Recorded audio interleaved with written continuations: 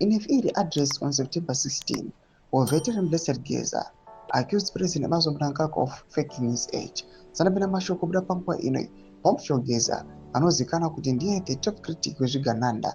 Bombshell Geza panguva ine ari kuonekwa kunzi ndiye mukomana aiwa akakwanisa kudenounce aiwa the 2030 plan.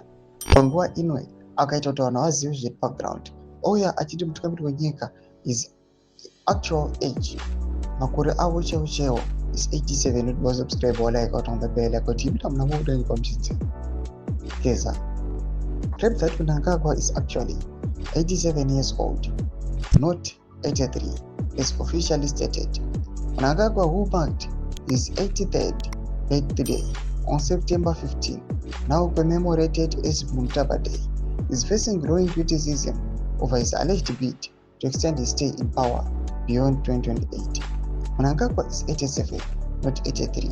He wants to stay in power beyond 2028. That is impossible, Geza declared. Domashoko anotaurwa naGeza panguva ino achiti aiwa mutungamiri wenyika yeZimbabwe Mnangagwa havana makore 83 vane 87.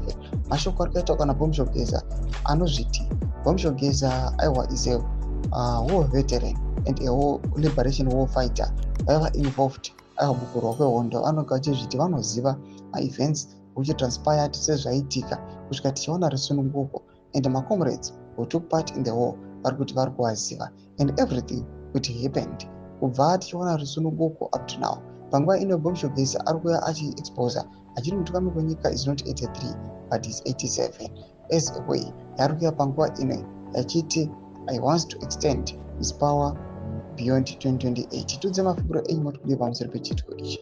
Ndakoma section yetu dzemafunguro enyu, so subscribe or like, turn on the bell.